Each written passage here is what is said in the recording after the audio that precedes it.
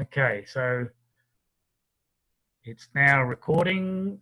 So I'd like to welcome everybody to this Code of Conduct for Peace and Intentional Community presentation. And I'll just repeat what I said before. We often work out through the mind, work things from the mind, and the mind is a house of questions. But if you go to the heart, it's a library of answers. And we encourage people to go within so that we don't go without. It's just a clue on how we can seek some guidance, right? And we've got I've put this out as a rural cooperative opportunity contained within the webinar. And the question I'm asking is why the smart big city alternative could be toxic and may not work. And the big question is why fix the unfixable? You know, if we're congregating in big cities where we are going to be targeted by these agendas, lockdowns, possible mandatory vaccinations, and a whole host of other things, well, certainly a lot of radiation, which may not be good for us, we may need to look at alternatives, and that's where the rural cooperative opportunity might come into it. Now, I'm just going to start with a session on activism, all right?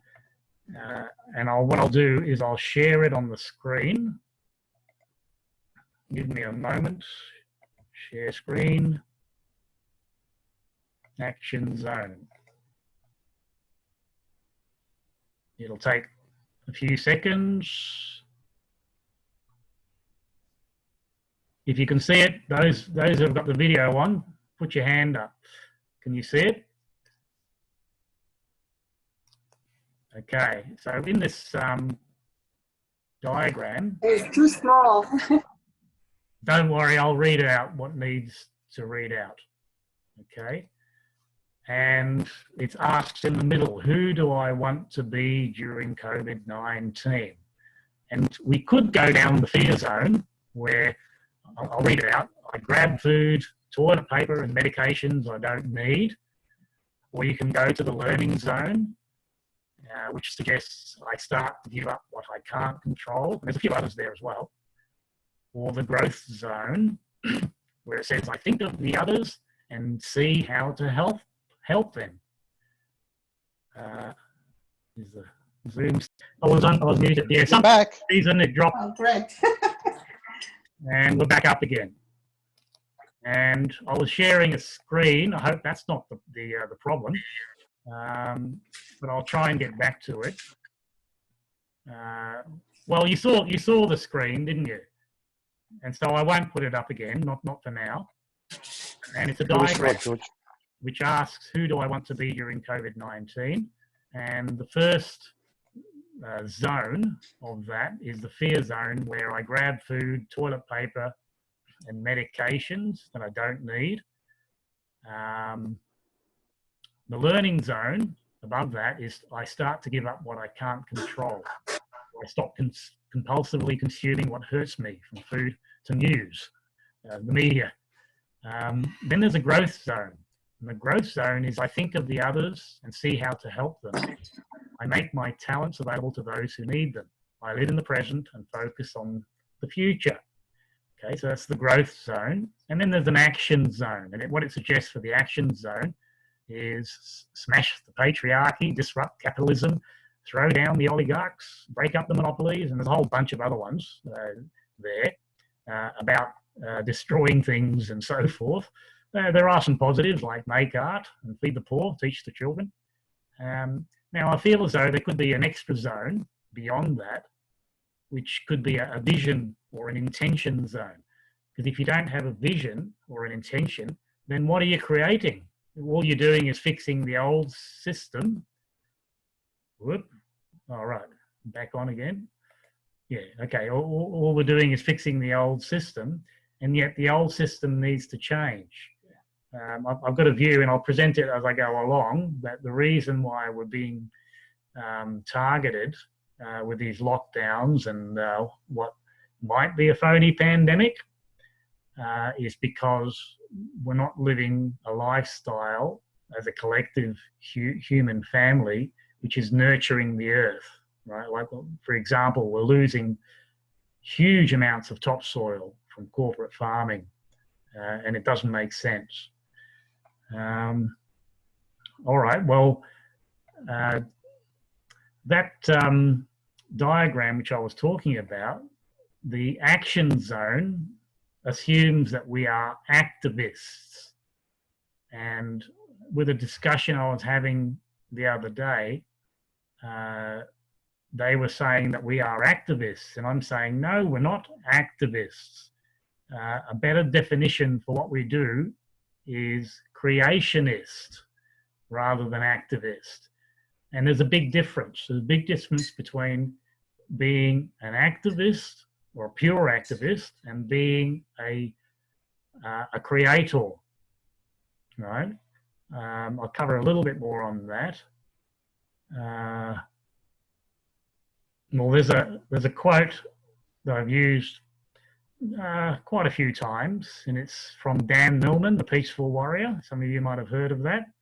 And it says, "There is no way to peace. Peace is the way." In other words, if you want peace in your life, you have to practice it. You don't go out there and if you're opposed by something or locked down by something in an unfair way, you practice a peaceful way to reinstate your freedoms. The contrasting saying on that, which we all know, I'd imagine, is if you live by the sword, you die by the sword. Right? So maybe it's not a good idea to take on the pure activist role. Both of those, the peace one and the die by the sword one, these both enact the law of attraction. What goes around comes around. You could also call it natural consequence, or even the law of karma, if you'd like.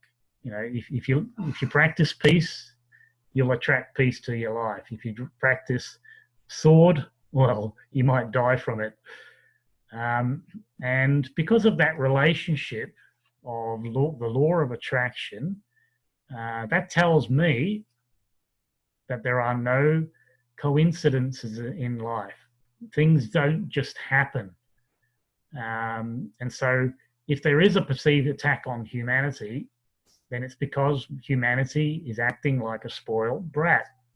And I mentioned the example of the way we're treating the soil, but what about the water? In Australia, we gave away the water rights, took it away from the farmers, and gave it to people that traded on the stock market. And I think that's absolutely insane.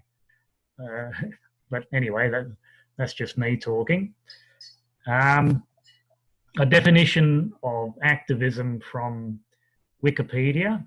Activism consists of efforts to promote, impede, direct, or intervene in social, political, economic, or environmental reform with the desire to make changes in society.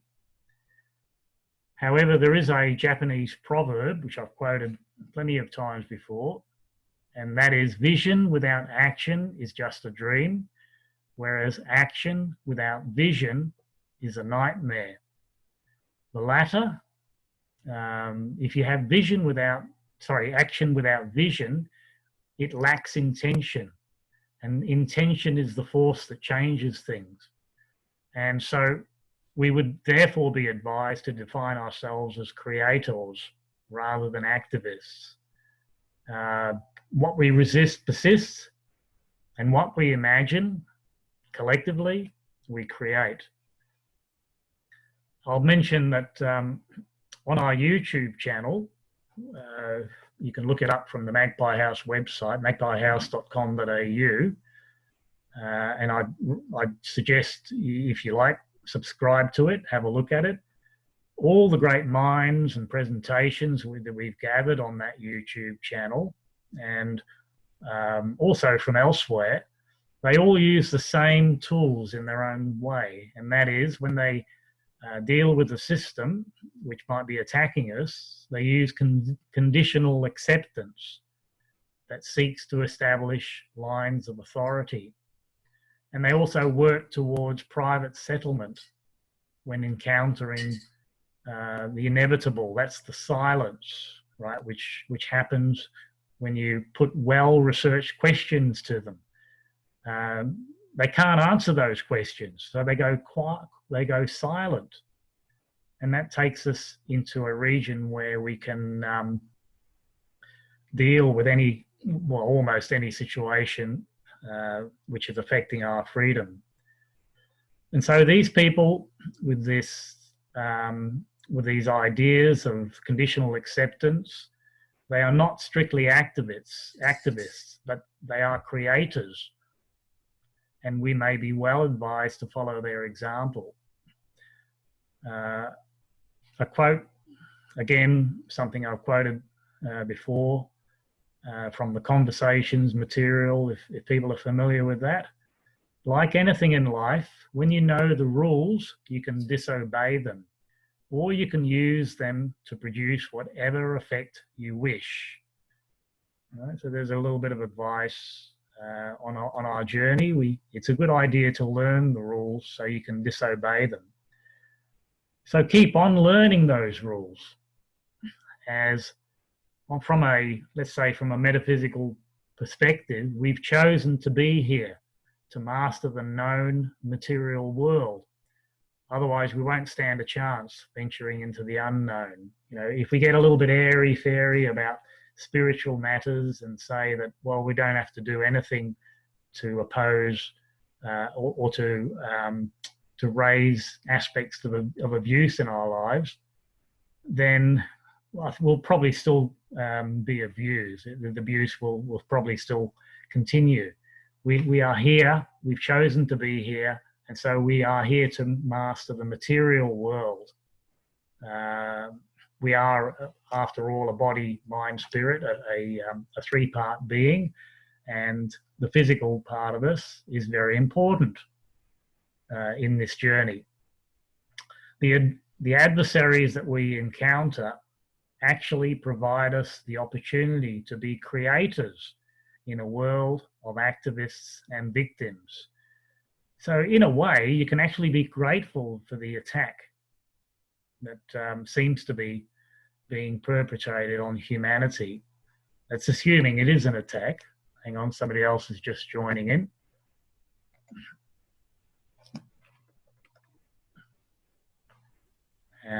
Where are we? We can actually be grateful for these attacks. In a way, we are getting what we deserve when we experience unawakened behavior in a highly indulgent state. That's why change is a must. We can't go back to the old ways of doing things. Change is necessary rather than re-establish the toxic status quo. And I'm going to go deeper into that topic as we go along. I'll share 4 quotes from here. Where are we? Yeah, the first of these is from the Carlos Castaneda shaman sorcerer world. There are no diseases, only indulgence. Right? So when we're indulgent and we live indulgent lifestyles, that's when the diseases happen. It's no coincidence. And I think most of us would agree we live in a quite an indulgent society, and so there's a lot of sickness. Another quote from, this one's from The Journey of Souls. This is a life between life information. Earth is an action planet which rewards physical exertion. So we still have to act, right? Just because I'm saying be a creator, it doesn't mean you're not acting. You have to be active creators. That's my recommendation. Another quote, which I got from an I Ching reading. It says, meditation brings peace, but it does not remove the necessity for choice and action. So in other words, yeah, do your meditations, go to the heart and seek the library of answers, and but you still need to take responsibility for choices and actions. And if you don't act, that's another choice. All right. And another quote from the Conversations material, and this says it all. There are no victims in the universe, only creators. In other words, a victim is actually creating that situation, and they may not even realize that. They're attracting those things to themselves. That doesn't mean we're not compassionate towards them. You know, it can be very difficult to deal with many issues that come up in our lives. And so we do need to be on standby to help those who don't realize that situation. And the conclusion I'm making from this is an activist is therefore a victim as they're delving into negative energy. I'm talking about a pure activist, one that doesn't practice vision and intention. Right? If you're not seeking to create something positive, then you're going to stay in the negative energy and just fight all the time in activism. And we are not that. So even victims are creators and unknowingly their own reality. Yeah. Okay. The next point. I'm saying now we therefore have a choice. The first of those is to take our chances in the big city where all the cashless smarts are implemented, the smart meters and the facial recognitions and all this sort of thing. And I call that, whoops, what was that? Trying to fix the unfixable. And what backs that up is a quote from the Telos material, if anybody's familiar with that. Oh no, it's the Cryon material. It says, old energy does not surrender ever. It simply dies hard and slow. And what that tells me is these campaigns on the human race will never stop. They'll just keep coming at us. And no matter what we do, they'll find other ways to defeat us. And yet, with rising consciousness, that's the solution. We can make it irrelevant by putting our energies into something positive. And the rest of the quote is, it simply dies hard and slow. And so we are advised to make them, and them is actually an extension of us. Make them redundant. And if we're in the big city and if we do not comply to inoculations and microchips so that we can be tracked and whatever else, our rights could be taken away. And this may even include rights to food. You know, we've actually heard on the mainstream news that there might be food shortages. Now, why would they announce that on the mainstream news? To me, that's an announcement that might be part of their agenda. All right, so yeah, we need to take responsibility and look at producing our own food, perhaps. And so that leads to the second point, the choice.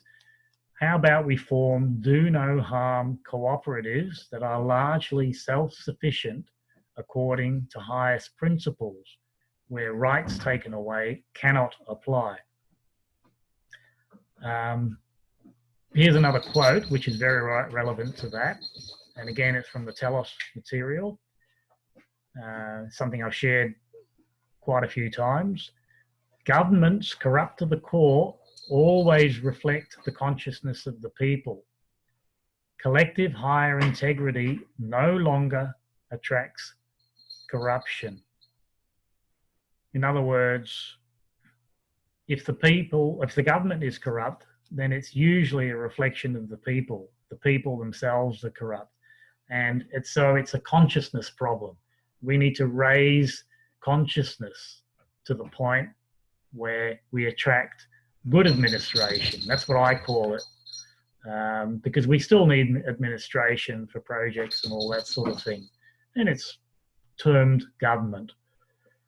It doesn't have to be something bad. We, therefore, as Can I just say, George? Go on. Can I just say that's incredibly deep. I really appreciate that. That's incredibly deep. And it's actually taking responsibility. It's us taking responsibility for what's happening in the world. And I really appreciate you saying it's a consciousness problem. And I guess you're probably going to talk about that as well. But look, I appreciate it. Very deep, very philosophical, and it's a bit of a game changer thinking like that. Yeah, and it's interesting. The people that have come into this group is very different from the previous group too. I know everyone. Okay, all right. Well, it's going to get deeper, and you're absolutely right. It's a responsibility problem. It's a consciousness problem, right? And in fact, there is only one solution to all these problems, and that's spiritual. You can't fix it using political or economic or educational or military means. All those have been tried and they've all failed. If you don't raise the consciousness in the way people respect each other and their values, then you're not getting anywhere. All right, George, you're right. One of the things that I'm really concerned about that you mentioned was the problems are endless. And to be an activist, I mean, I'm tired. I mean, I can't imagine just 5G alone. It's a lifetime battle. And we didn't win the fluoride battle. They're still putting fluoride in the water. And every time I turn around, there's a new problem. It's the qualibays, it's the logging, it's the... Yeah, well, I'll keep going so that we can keep... Out. I mean, sex trafficking. I mean, geez, what do we do, We can't fight them all. What do we do? Yeah, that's right. That's why I'm saying you still need to take action, but be a creator, not an activist, right? Not a pure activist, I should say, right? Because you can these people that delve in the law system, the legal system, like to delve into the meanings of words, right? If you're an activist, a pure activist, all you're doing is taking action without vision. If you're a creator, you're creating something new, and it makes the old system redundant. It's pretty simple. All right, so I'll keep going from there because there's quite a bit more to share on that. Where am I? Okay, we've got a number of presentations we've done on 5G on YouTube, and the one from June last year, 2019, it shares a quote again from the conversations material, and it says, "If we do not awaken now during this early stage of our cosmic development, we could wind up living in this lifeline essentially as many older species in the physical realm do, becoming more and more violent even as we become more and more advanced." The answer to that statement in this material is those last 13 words are a description of how things are going on your planet now. Now, that tells me that we're talking about advancing technologically instead of spiritually. And it's supposed to be a balance, right? There's supposed to be a balance between technology and cosmology. And then we'll be able to use that balance to go to the stars, right? However, according to this material, a race which gets to the point that we're at, and and we're a rather young race, and we've got some pretty primitive ideas. I'm sure everybody would agree with that. It can advance technologically without advancing spiritually, and in which case it starts using technology to control people and control life. And it's a horrible future if we want to go that way. If you think about it, machines and artificial intelligence have no compassion, and you'll be restricted to virtual human contact. In other words, virtual is not real human contact. And that's according to the descriptions of humanities that pursue the technological only path without an appreciation of cosmology. The same material, however, says that suggests that right now is the perfect time to awaken, right? And we can move towards that by looking at these alternatives, becoming creators rather than just pure activists. What suggestion I can make, if you can subscribe to the Magpie House YouTube channel, is watch at the very least the recent presentation I gave. It's called Beyond the Straw Man. And some of you may not know what the straw man is. It's the artificial person which is created from your birth certificate. And it's a state-owned document, and we are not the birth certificate. It's a straw man because it's not real. We are actually the man or the woman inhabiting this body. And we're actually not even that. We're actually the spirit which is inhabiting the body. But that's another subject.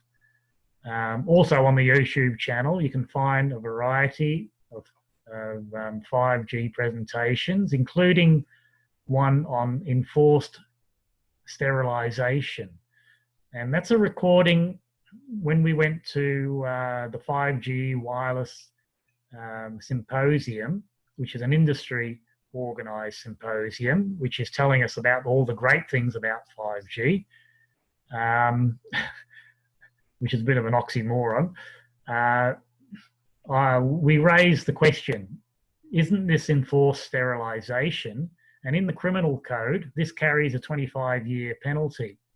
And we quoted some of the reports that come out of the scientific community, which they're peer-reviewed, and there's plenty of them saying that the radiation is somehow dangerous. And the speakers just dismissed those reports. They said they knew of them, but they don't care. They're being discredited as what they were saying. I think if you do get onto some of those videos on our YouTube channel, you'll be astounded by the quality of the common law, the constitutional law, the natural law, and the spiritual law presentations there.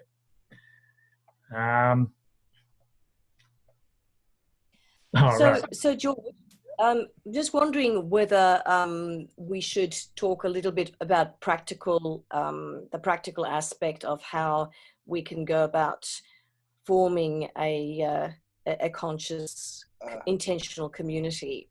I'm going to get to that. I'm going to get to that very soon. Yeah.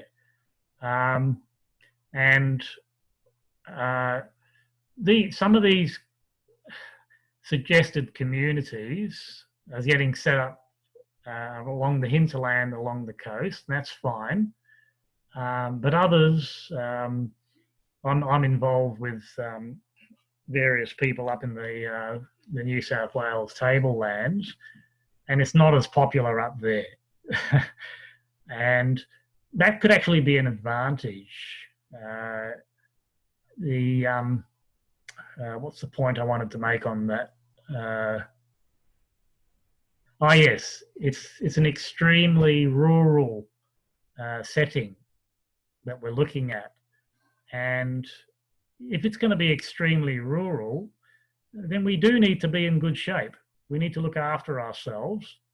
And I was having a discussion online with a group, and I'm saying, well, the best solution for well, they're saying that if you want to go and visit your loved ones in an aged care facility, you have to have the vaccinations. Otherwise, we're not going to let you in. And it's hard enough for those elderly people in the first place. And so I suggested that the only real solution to that is to take your loved ones out of those facilities and put them back into a communal situation where they are appreciated, because they are the backbone of the community. They have the wisdom. They've lived a long life, and they can raise children, while the younger ones who bear the children can go out there and have a bit of fun, and create things. Put it that way. Now, and so we do need to be in good shape, and yeah, something that Magpie House Yogaplex Yoga School offers is a psychological, physical, spiritual practices such as Hatha Yoga or magical passes, which comes from the shaman world. And if anybody's interested, you can actually join in on those classes on Zoom on this platform. Just have a look at our website, magpiehouse.com.au. These develop superb physical condition. That's the side benefit, but both of them shut down the internal dialogue. Now, the internal dialogue is what solidifies this reality. If you're able to shut down the internal dialogue, you'll be able to see through the vast range of illusions we are subjected to. And that's more thoroughly described in the Beyond the Straw Man presentation, which is on our YouTube channel. All right. I'll bring up a community, a rural cooperative poster, and then we'll discuss a little bit more of that. Just give me a minute and I'll share it on the screen. Hopefully it doesn't drop out. If it does drop out, I'll try and get straight back on. So sharing screen to Melbourne. In the meantime, look it up. Very worthwhile as a model. And there's plenty of other models I can share, but this one's very recent.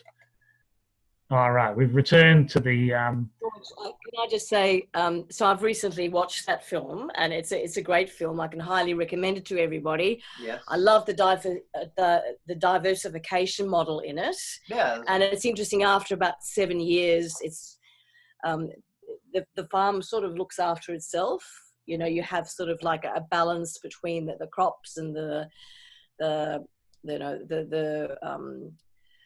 pests, and then you have birds coming to eat the pests, and there's a sort of a, you know, synergistic. Yeah. It's, oddly enough, the creator, nature, actually provided us with everything we needed to be successful. We don't actually need to add anything to it or try to manage nature or anything else. What was the reference you made? Because I didn't hear what the reference was. Can you repeat it?